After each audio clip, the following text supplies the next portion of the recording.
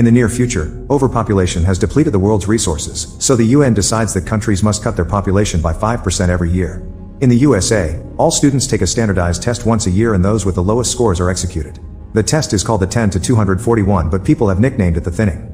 In Texas, students are studying for the test, which will start in 18 hours. High schooler Lena is mentoring Simon while her younger siblings play behind them. Simon is frustrated because he doesn't understand enough and pays Lena a good amount of cash, which gets him special contact lenses that give him all the answers. Lena reminds him to destroy them after the test. At that moment she receives a call from the hospital saying that her mother is trying to get discharged against medical advice. Lena asks the doctor to buy time and rushes to the hospital with her siblings, where her mother has already signed all the discharge paperwork. The doctor pulls Lena aside and turns down her money, revealing her mom has gotten worse and no treatment will help her now. In the evening, with only 12 hours left for the exam, the governor's son Blake tells his bodyguards he's going to the kitchen for a bite, but he actually sneaks out of the mansion and gets in his car to meet his girlfriend Ellie. The mood gets awkward when they remember they may die in the morning, so they decide to distract themselves. They sneak into another mansion and use the pool for a while. Afterward they return to the car to make out, but Ellie can't get in the mood because she's scared of the test. They're suddenly interrupted by a bodyguard, who drags Blake back to his house. Governor Dean scolds Blake for wasting his time the night before the test, pointing out he should be studying now so he can have fun later. He thinks Ellie is a distraction that Blake can't afford until he graduates next year, but Blake doesn't look convinced. Dean gives him a hug anyway. 3 hours before the test, guards in black surround the school with fences, barbed wire, and cameras. They also patrol the perimeter to make sure nobody runs away. Simon arrives early and another student accidentally bumps into him, causing him to drop his contact lenses. He tries to find them, however a guard tells him to keep moving. As the students arrive, they share a sad goodbye with their parents, then the guards check their bags and scan their bodies to prevent any cheating tricks. Blake approaches Lena and asks to buy the special lenses, but Lena tells her she already sold the last ones. At that moment a guard finds a student with invisible answers painted on his arm and the boy immediately runs away. This is the first time someone makes it past the guards, so Lena's friend Kellen hacks his father's account to access the street security footage, watching how the guards surround the guy and catch him with a net. Then Kellen makes a copy and sends it to a reporter. Once everyone is inside, the guards put the school under lockdown. Then the students go to their respective classrooms and Miss Birch tries to be as comforting and encouraging as possible, telling them there's always a chance. Mr. Glass reminds them of the rules. They have 2 hours to finish the test, their eyes must never leave their tablets, and all grades are final. At that moment the test finally begins and everyone concentrates on answering the questions on the tablet, but it's clear many of them are struggling. When the test is finally over, the students must drop their tablets and the guards immediately go over the results in their computer. The conclusion arrives in just a matter of minutes and the teachers are heartbroken to read the list with the lowest scores. With each name mentioned, the guards take the student away, dragging them away when they try to resist or even beating them up when they try to escape. Blake, Kellen, and Lena passed, but Ellie didn't and she's taken away. The students are allowed to have a break and Lena sees Simon is also being taken away. A desperate Blake calls his dad to ask him to save Ellie, but Dean refuses to play favorite since the law is the same for everyone. Furious, Blake pushes a bunch of people to reach the guard, pushing him too before grabbing a fire extinguisher and hitting him with it. Then he jumps on the second guard and wrestles him while telling Ellie to escape. She immediately runs away but the other students block the corridor and the guards catch up to her, taking her to her death while a screaming Blake is dragged away. A year passes and the next test will be in 24 hours. Sarah can't handle any more studying and goes to see Glass, who agrees to give her a good grade in exchange for doing the dirty with her. Meanwhile Birch visits Lena and her siblings, who recently lost their mother. Birch has brought food and offers her support because she knows the little ones are having their first test this year. On her way home, Birch sees Sarah leave Glass' car. At the governor's mansion, Blake records a video on his tablet, saying that if someone is watching this, it means he's dead. 3 hours before the test, Lena takes her siblings to the school, quizzing them on the way to make sure they're ready. Dean tries to be supportive of Blake before he leaves, but Blake doesn't buy it and tells him to save it for his speeches. A bodyguard notices Blake dropping an envelope in a mailbox on his way to the school, so he steals it and takes it to Dean. Moments later, the school is put under lockdown and all the students take their seats. In the kindergarten class, the teacher plays an animated video full of propaganda that explains why the test is important to save the earth. Other countries kill the elderly or restrict the amount of annual births, but the USA concentrates on keeping the smart people so it can be great again. Then the students are given the tablets and the test begins. Meanwhile Dean finds Blake's video inside the envelope and learns that he's going to fail the test on purpose so his father can watch his son die because of the system he defends so much. Dean immediately asks the bodyguards to bring Blake home, but nobody can leave the school after lockdown. After making his bodyguard leave the room, Dean calls Mason, the head of the school's security operation. In the classroom, Blake answers everything fast and wrong, allowing him to finish early. Glass finds this strange. In the kindergarten class, a kid raises his hand and asks for help, but the teacher refuses to assist him because a guard is watching. Eventually the time runs out and everyone puts down their tablets. This time the results are calculated by Mason alone instead of a group of guards. Soon the teachers start calling the names and the kid that asked for help is taken away. So is Sarah, who screams as she realizes Glass lied to her. Kellen and Lena's siblings pass and so does Blake, who doesn't understand what's happening. Birch cries as she reads Lena's name, not believing it because she's the best student in her class. Meanwhile, Mason calls Dean to confirm he made the switch. A shocked Blake watches the kids being taken away and Birch runs to a guard, asking him to double-check the results since it's impossible for Lena to fail. The guards call Mason and they're told everything is fine, so Lena must leave with the others.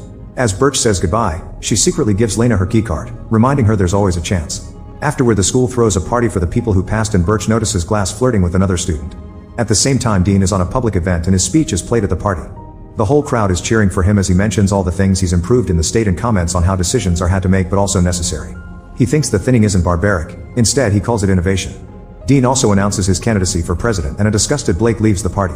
In a private hallway, the failed kids are told to take off their clothes for decontamination and hit when they don't obey. Lena puts the keycard in her mouth to keep it hidden. Then they're given prison-like clothes and taken to another room where they're handcuffed to the chairs. Nearby, Blake reaches the corridor and pretends to feel very sick. When a guard checks on him, Blake jumps on the man and knocks him out with his own weapon. At the same time, Kellen gets into his father's account again and watches the failed students on the security camera, but it's too painful and looks away. After hiding the unconscious body, Blake waits for Mason to leave the control room and he sneaks inside. He tries to use the computer but it asks for a password. As the guards get ready to inject the students, Blake shuts down the power in the whole building by messing with the power box while Mason finds the unconscious guard. The electronic handcuffs begin to fail and the students try to escape, letting chaos take over the room. As the guards and the students fight, Lena uses the chance to escape by using Birch's keycard on the door. Soon Mason returns to the control room but Blake is already hiding in the vents. Mason sees the system is down and tells the guards to bring Kellen's dad to fix it. At the party, the guards inform everyone that it's just a regular power outage and take Kellen's dad to the control room. While the man works, Mason goes to check on the students, who have been handcuffed again. Mason reminds the guards to make a head count and they notice someone is missing. In the corridor, Ellie almost bumps into a guard but she hides among the lockers just in time. Then she tries opening another door with the keycard, however it's stuck. At that moment the guard finds her, so Ellie uses the darkness to pretend she's Birch. As soon as the guard turns around, Ellie jumps on him and tries to fight him, but the guard overpowers her and starts kicking her. Suddenly Blake shows up and takes over the fight, using the element of surprise to knock the guard out. Afterward Blake admits he failed on purpose and Lena realizes something is off with all the results. Blake then activates the alarm to send all the guards to the corridor while he and Lena hide in the vents. Mason announces the school will stay in lockdown until they find Lena, not caring about the fact the kids are supposed to be reuniting with their parents by now. In the vents, Blake judges Lena for selling the lenses to the desperate kids because he sees it as taking advantage of their fear.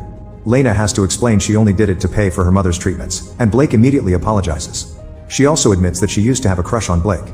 At the governor's home, a reporter asks Dean about the prolonged shutdown at the school, which Dean didn't know about.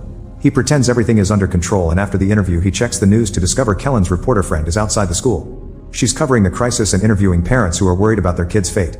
Meanwhile, Mason makes all the teachers prove they still have their keycards.